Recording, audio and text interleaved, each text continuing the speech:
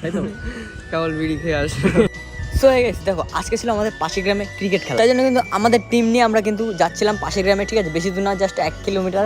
তো দেখতে হচ্ছে এটা হচ্ছে আমার ব্যাট, আর আমরা বন্ধুরা থাকলে সবসময় কিন্তু মজা করতে করতে যাই, তাই জন্য দেখতে হচ্ছে আমরা কিন্তু ইঞ্জিন ভ্যানে করে যাচ্ছিলাম। আর আমাদেরই কিন্তু গ্রামের আরেকটা ভাই কিন্তু সাইকেলে করে এসেছিল, বাট আমরা কিন্তু ওকে বললাম আমাদের সাথে আসতে, বাট ও এলো না। কিন্তু 5 মিনিট গাড়িতে বসে থেকে চলে আসলাম সেই খয়রামারিতে, এসে আমার বন্ধুর সাথে দেখা। বিড়ি খোর, তাই তো কেবল বিড়ি খেয়ে আসে।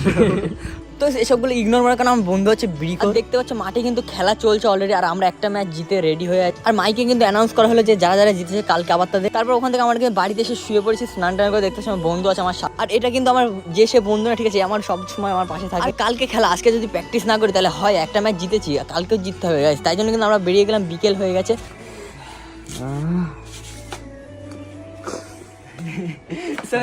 আমরা এখন যাচ্ছি ক্রিকেট খেলতে। আর আমি কিন্তু